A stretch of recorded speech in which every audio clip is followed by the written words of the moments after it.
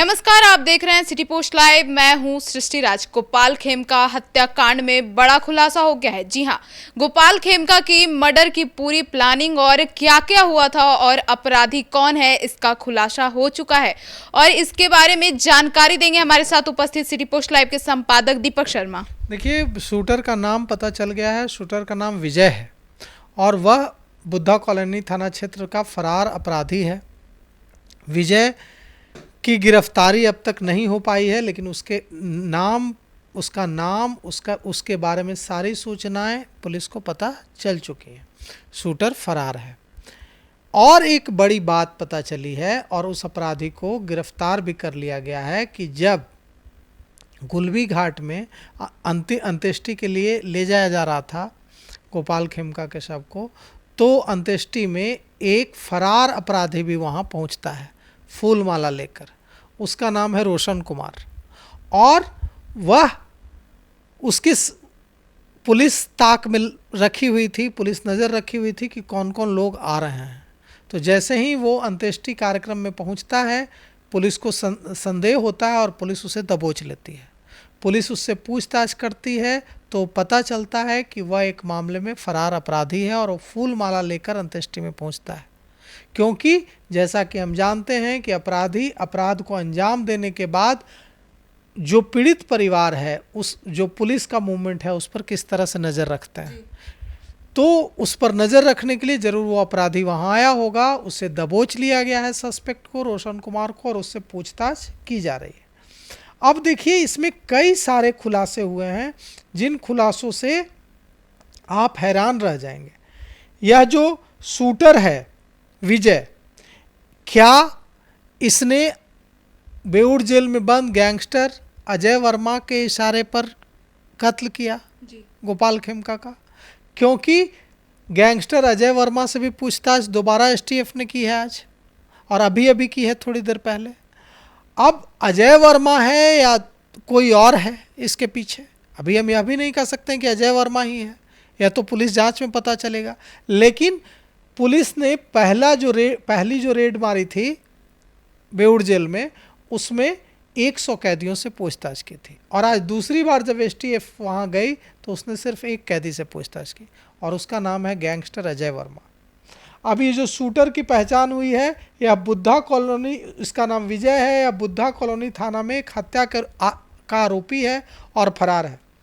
Police जांच में पता चला है कि यह और भी इस तरह के मामले में जुड़ा रहा है, और 2-3 लोगों की इस मामले में, जो गोपाल खेमका हत्याकांड है, इसमें और 2-3 लोगों की पहचान हुई है, लेकिन पुलिस ने अभी तक नाम का खुलासा नहीं किया है। इस पूरे मामले में, गोपाल खेमका हत्याकांड में अब तक पुलिस के साथ जो सुराग लगे हैं, उसके मुताबिक जमीन विवाद की बात सामने आ रही है कि जमीन विवाद में गोपाल खेमका की हत्या की गई है।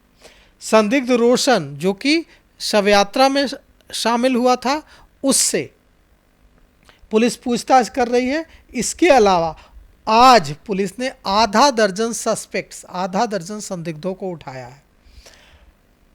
तमाम पुलिस के आला अधिकारी, एसटीएफ, पटना पुलिस मुख्यालय की टीम पूछताछ में जुटी हुई है।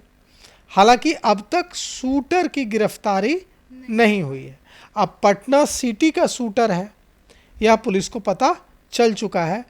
अब देखिए कि जब शूटर वहाँ, ये जो शूटर है विजय, ये जब वहाँ से भागता है तो यह किधर से निकलता है?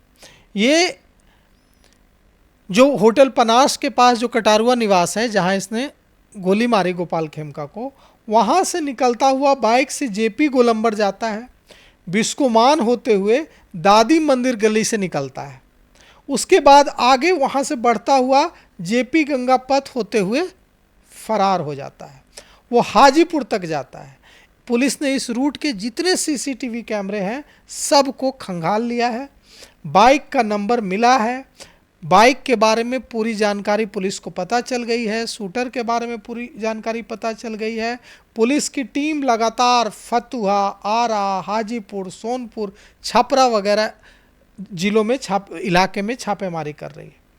इस मामले में एक बड़ी जो खबर आ रही है कि इस मामले में गांधी मैदान थानेदार पर कार्रवाई तय मानी जा रही है, क्योंकि गांधी मैदान थानेदार पर कार्रवाई इसलिए तय मानी जा रही है क्योंकि गांधी मैदान थानेदार की जिम्मेवारी थी कि 200 मीटर दूरी पर अगर गांधी मैदान थाने से कोई घटना हुई है तो वहां पर फौरन पुलिस पहुंचे, लेकिन पुलिस की टीम 1.5 घंटे बाद घटनास्थल पर पहुंचती है। इतना ही नहीं, 500 मीटर से दूरी कम है घटनास्थल की गांधी मैदान थाने से, और पुलिस पहुंचती है 1.5 घंटे के बाद। पुलिस जब वहां पहुंचती है तो नियम है कि अगर गोली खोखा जो भी गिरा हुआ है उसको घेरा बनाए, पुलिस ऐसी कोई कार्रवाई नहीं करती है। यहाँ तक कि लोग बताते हैं कि यहाँ पर कारतूस और खोखा गिरा हुआ है, तब पुलिस उसको उठाती है।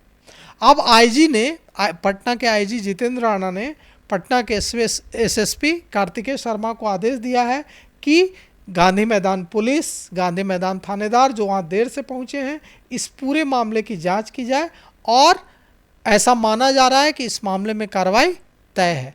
पटना के आईजी ने जांच का आदेश दिया है। साथ ही आज बिहार के डीजीपी विनय कुमार ने भी आदेश दिया है कि इस पूरे मामले की जांच करके जो दोषी अधिकारी हैं उन पर कार्रवाई की जाए। बिहार के डीजीपी ने भी निर्देश, जब पत्रकारों से बातचीत की तो उसमें उन्होंने साफ इशारा दिया कि कुछ पुलिस अधिकारी जिन्होंने लापरवाही की है पूरे मामले में, उन पर कार्रवाई होगी। उन्होंने यह नहीं कहा कि पटना के गांधी मैदान थाने के थानेदार पर कार्रवाई होगी या दूसरे पुलिसकर्मियों पर कार्रवाई होगी उन पर, लेकिन उन्होंने कहा कि यह पुलिस के संज्ञान में आए या हमारे संज्ञान में आया है, मुख्यालय के संज्ञान में आया है, पुलिस मुख्यालय के, पुलिस हेडक्वार्टर के, कि सूचना के 1.5 घंटे बाद पुलिस पहुंची है, घटना के 1.5 घंटे बाद पुलिस पहुंची है, और इस मामले में जो भी दोषी अधिकारी होंगे उन पर कार्रवाई होगी, सस्पेंशन होगा और विभागीय कार्रवाई होगी। Because suspension is not a punishment, suspension कोई सजा नहीं है, सस्पेंड किया जाएगा, उसके बाद विभागीय कार्रवाई होगी। जो भी विजय खेमका की बेटी, इनकी जो बेटी हैं गोपाल खेमका की बेटी गरिमा, जो स्कॉटलैंड में डॉक्टर हैं, सब लोग वहाँ पहुँच चुके हैं। सब लोगों के आने के बाद मुखाग्नि दी जा चुकी है और डॉक्टर गौरव खेमका ने मुखाग्नि दी है, लेकिन इस पूरे अंत्येष्टि कार्यक्रम में जिस तरह से पहुँचे हैं अपराधी, उससे कई सवाल खड़े होते हैं कि क्या बिहार के अपराधियों का मनोबल इतना बढ़ा हुआ है कि वे घटना को अंजाम देने के बाद पीड़ित जो परिवार है और जिस व्यक्ति की हत्या की गई है उनकी शव यात्रा में फूलमाला लेकर पहुंच जा रहा है। इतना मनोबल बढ़ा हुआ है। आज देखिए इस पूरे मामले पर, ये जो लगातार हत्याएं हो रही हैं, इस मामले पर केंद्रीय मंत्री चिराग पासवान ने एक ट्वीट किया है। चिराग पासवान ने लिखा है, अभी 1 घंटे पहले उनका ट्वीट आया है, उन्होंने लिखा है कि लगातार प्रदेश में अपराध चरम पर है। प्रदेश के माननीय मुख्यमंत्री के गृह जिले में अपराधियों ने आज एक घटना को अंजाम दिया है। उन्होंने लिखा है कि नालंदा के चिराग पासवान, केंद्रीय मंत्री चिराग पासवान ने लिखा है कि नालंदा के बिहार शरीफ में अपराधियों ने 16 वर्षीय हिमांशु पासवान एवं 20 वर्षीय अनु कुमार की गोली मारकर हत्या कर दी। यह घटना बेहद दुर्भाग्यपूर्ण और निंदनीय है। चिराग पासवान ने माइक्रो ब्लॉगिंग साइट एक्स पर ट्वीट करके कहा है कि यह जघन्य घटना न केवल मानवता को झकझोरती है बल्कि यह भी दर्शाती है कि बिहार में कानून व्यवस्था पूरी तरह से ध्वस्त हो चुकी है। केंद्रीय मंत्री जो एनडीए के केंद्रीय मंत्री हैं, भारत सरकार के कैबिनेट मंत्री हैं, वे कह रहे हैं कि बिहार में कानून व्यवस्था पूरी तरह ध्वस्त हो चुकी है, प्रदेश में अपराध चरम पर है। चिराग पासवान कह रहे हैं कि प्रदेश के मुख्यमंत्री जी के गृह जिले में अपराधियों द्वारा ऐसी घटना को अंजाम देना यह दिखाता है या दर्शाता है कि अपराधियों का मनोबल चरम पर है। उन्होंने कहा है चिराग पासवान ने कि स्थानीय प्रशासन से मैंने टेलीफोन पर बात की है और मांग की है कि अपराधियों को चिन्हित कर कठोर कार्रवाई करने का भी मैंने निर्देश दिया है।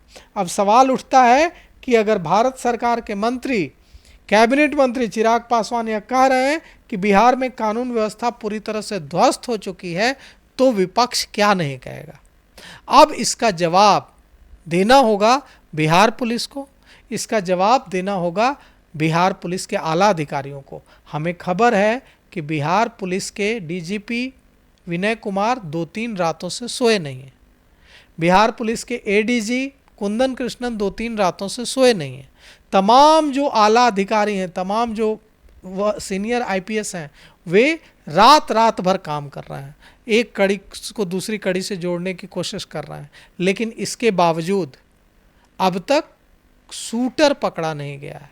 अब तक कई लोगों को हिरासत में लिया गया, उठाया गया, उनसे पूछताछ की जा रही है। कई लोगों को 12 से 15 लोगों को अब तक उठाया गया है पुलिस की ओर से और पूछताछ की जा रही है, जिसमें वो रोशन कुमार भी शामिल है। रोशन कुमार जो शव यात्रा में शामिल हुआ था फूलमाला लेकर। लेकिन अब तक शूटर विजय गिरफ्तार है और पुलिस मोटरसाइकिल की पहचान कर पाई है, उसका नाम पता लगाई है, लेकिन उसको दबोचने में सफलता नहीं मिली है। तो किसी भी तरह से जैसे हो चाहे इसके लिए जो करना पड़े, अब बिहार पुलिस को कुछ ऐसा करना होगा जिससे अपराधियों का मनोबल टूटे और बिहार के लोगों का पुलिस में भरोसा फिर से बहाल हो। तो सुना आपने हमारे संपादक दीपक शर्मा को कि क्या कुछ उन्होंने इस पूरे मामले पर जानकारी दी और उन्होंने यह भी बताया कि इस पूरे मामले में जो शूटर था वह विजय था, जो कि अभी फरार है। उसे अभी पकड़ने में पुलिस लगी हुई है और इस पर ऑपरेशन अभी भी जारी है। लेकिन इसके साथ ही अब बिहार सरकार को और प्रशासन दोनों को सख्ती बरतनी होगी और कुछ ऐसा जरूर करना पड़ेगा क्योंकि अब लोगों के बीच डर और भय का माहौल बन चुका है इतनी सारी घटनाओं के बाद। तो अब जरूर इस पर ध्यान देना चाहिए बिहार सरकार को और प्रशासन को। इस पूरे मुद्दे पर आप अपनी राय हमें जरूर दीजिएगा और आप भी यह पहल करना शुरू करिए कि अब बिहार में प्रशासन और सरकार को इसके ऊपर सख्त कार्रवाई करनी चाहिए। तो फिलहाल इस खबर में इतना ही। आगे की खबरों के लिए देखते रहिए सिटी पोस्ट लाइव। तब तक के लिए धन्यवाद।